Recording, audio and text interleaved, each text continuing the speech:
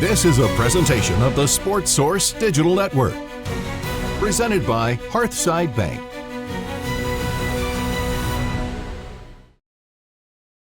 So when's the best time to make money betting on college hoops? When the calendar reads March, conference tournaments and regular season finales. We've got it all next.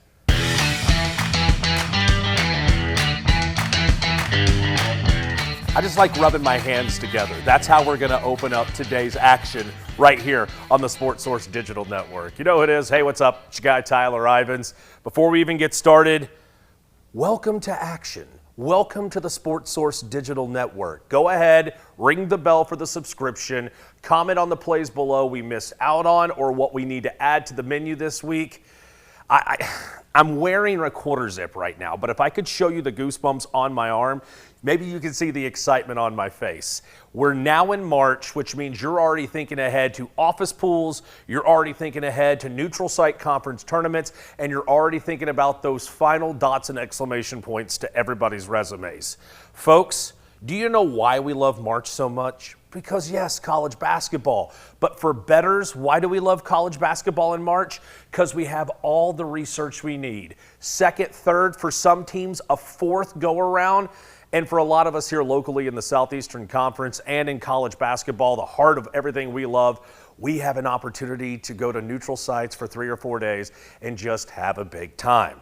So let's get started, shall we? Each week here on Action, we got a couple of categories, from the Call Me Crazies to the electric plays to one of my favorites right here, the Lock of the Week. Throughout this program today, we're going to be going to different parts and different conferences and highlight some of the big finales before we head into what's going to be the penultimate week of the season. So let's get started. I feel like there's no better time for us to get started than to talk a little bit about some of those smaller games, all right? We'll build our way up on this week's schedule, but let's get started with one particular team that we're running out of time betting against. Look, if you're like me, you start maybe doing your pros cons betting list, or as I like to call it, the good guys and the bad guys. If they're on the bad guy list, you don't want to touch them. It doesn't matter if they're favored, if they're playing at the YMCA, or if they're an underdog.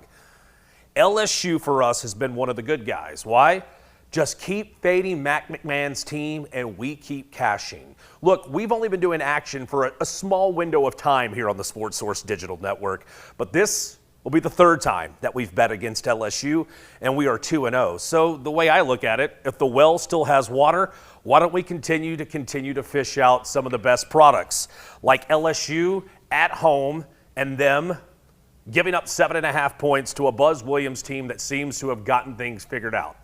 I don't know if we'd be making this play had Buzz and the boys not beaten up on Auburn midweek to kick off the month of March, but after a 4-game losing streak, what ends up playing out is a refreshed Texas A&M team that understands they're probably going to be playing for a 3 or 4 seed in the NCAA tournament. Plus, can a win against LSU maybe catapult them into Nashville in the SEC tournament, where if you catch them on the, well, right or wrong day, A&M could make an extended run with Wade Taylor and a lot of the sloppiness that comes with neutral site and tight rims. Let's just focus one game at a time. Let's continue to fade LSU. Let's get started off on the right foot. Let's take the Aggies as a road favorite, heading down to Baton Rouge and putting to rest another struggling season for LSU. I want to get into really what I believe is going to be an electric play, because one has Purdue featured in it, and a Big Ten feature where a lot of people can't put their thumb on just how good that conference is this year. You know about Michigan State. You know about Michigan and some of the normal or the casual blue bloods that come from that conference. But what about Purdue? 1 week, they're flirting with a 1-2 seed again, and Matt Painter's got it all figured out without his Canadian big man. And then they go to an in-state rival in Indiana, and they absolutely look like that they're crumbling, or they struggle in a matchup against UCLA. Could Purdue, by chance, already be looking ahead to Indianapolis in the Big Ten tournament? And they've got one more stop on their way to Indianapolis, and that's a date with Brad Underwood's team and the Illinois Fighting Illini. This is going to be a tight line when these two teams get together. That's going to be Friday night leading into the weekend. So when you're maybe going out with the sweetie, maybe you're hanging out with the friends, officially ready for what's going to be the final regular season weekend of college hoops, you actually get a Friday night delight. and that's going to be a low money line for a team in Illinois who's trying to strengthen their resume, not only for seeding in the conference tournament, but to show us, in fact, that the 2 lottery picks that they have on their roster, this is where they're going to start impressing a lot of the NBA scouts. I like Illinois in this matchup. Instead of sweating who's got the ball in the final seconds, instead of asking, does Purdue's best free throw shooters, are they in foul trouble, which they have been the last couple of games, let's just take Illinois. Let's take home court advantage with the calendar reading March. Let's take Illinois continuing that trajectory, heading north towards Indianapolis. They get a nice win, something they can add to the quad 1 resume. They're going to beat Purdue at home. That's a Friday night play you got to get a hold of. So that's your electric play. Now let's take a look at the Call Me Crazy play for the week. Now, I want to bring it back to the SEC just a little bit here, because if you asked me what direction these two teams are going in, it's not well. At least recent, it's not going well. I want to take a look at a matchup where we highlighted it as our lock of the week just no more than about 2 weeks ago. And of course, when you look at this finale between Auburn and Alabama, a lot of people have probably had this already highlighted or circled on their calendars. Now they have to go to Auburn after an impressive win in T-Town for Bruce Pearl's program, but both of these teams are coming off losses. We already highlighted Auburn's trip to College Station, where it ended on the wrong side of the scoreboard, and in another high-scoring affair for Alabama, they couldn't get out of the way and beat Florida, and now their consolation prize is now likely going to be getting thumped again by Auburn.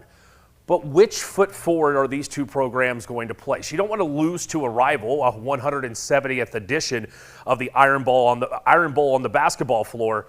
But what happens when two teams want to make sure that they end on a high note but already have their conference seed locked in? Likely it's going to be Alabama as the 3, Auburn as the 1.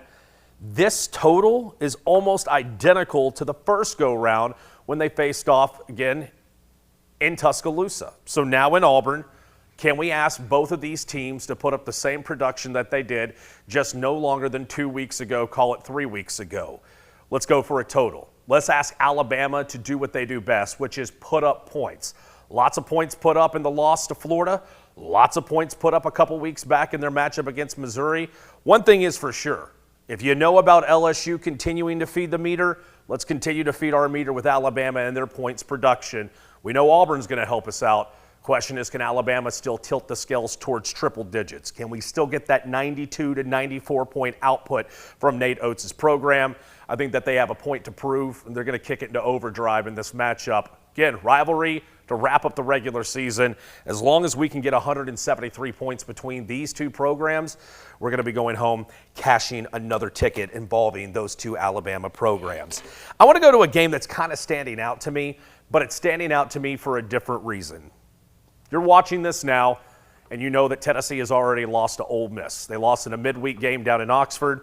And I highlighted this game because it seemed that Tennessee was likely going to be on a crash or collision course with one of these programs. I kept looking at Andy Katz. I kept looking at Joe Lunardi. I kept looking at Jerry Palm's bracketology. And I kept seeing Marquette and Tennessee, and with us being based out of Knoxville on Rocky Top, me co-hosting a radio show on the flagship, I wanted to learn a little bit more about Shaka Smart's team, a program we have highlighted here on Sports Source Digital Network's Action, and it's going to be really kind of the key. There's a massive amount of Saturday games. We've already pointed that out, right? Auburn, Alabama, Kansas has got another big tilt against Arizona, and then you got the Duke, North Carolina battle. But really, if you want to talk about a game that's kind of hovering under the radar, I call it a B+, B- play. Milwaukee, Wisconsin, and Rick Pitino. Roll the clock back 20 years. This guy's won another Big East championship. This guy is starting to add to his closet, his cabinet once again of all the awards. And now as the Big East regular season champion, what more can they add before they head to New York and they play host to the Big East tournament? Marquette, though, they're not playing like the normal Marquette team that we've seen the last couple of weeks. Cam Jones, who likely will be your winner for the Bob Cousy Point Guard of the Year award. Sky Ziegler, I apologize in advance. So if you're expecting him to turn heads late, he's going to have to do it against some of the best. Already a tough matchup against UConn, already a tough matchup against Villanova, and I expect Marquette at home with a small number against your regular season champion Red Storm to have another positive output. Cam Jones, I'm looking at you to do heavy lifting in this game.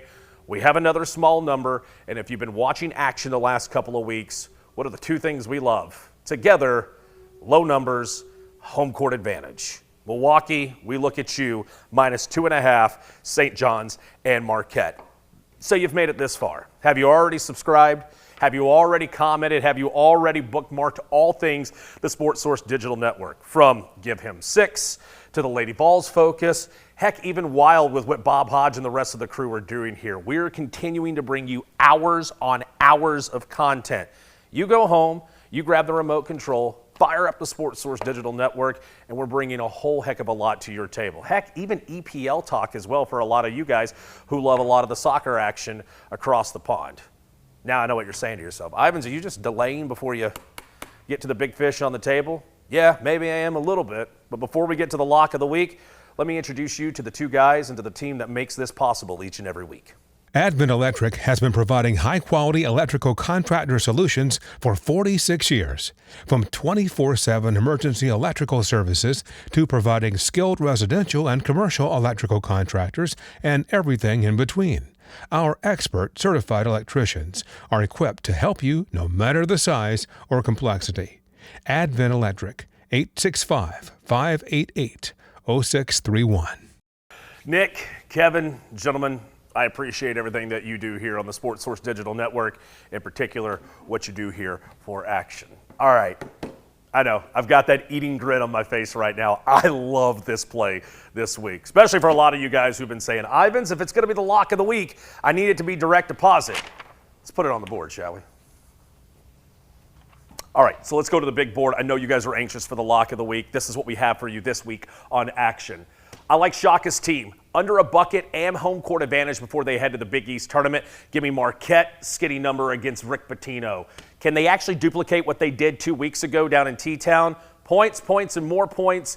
It is the Iron Bowl on the hardwood. 173, we go home a winner. I think now that they've gotten all the MRSA, all the flu out of the locker room, this team is healthy. So I like Illinois on the money line in Champaign against Purdue. It's a shame we're not going to be able to continue to cash with LSU. A&M, they work Matt McMahon's team down in the Bayou. And now the lock of the week, I want to stay in the SEC. We keep talking about, is Alabama going to continue to give us the outpouring that we expect? I got a question for you. Is Kentucky going to continue to give us the outpouring that we expect? Why do I like this game so much between Missouri and Kentucky? Pop quiz, homework. Who ranks #1 in the Southeastern Conference in three-point percentage per game?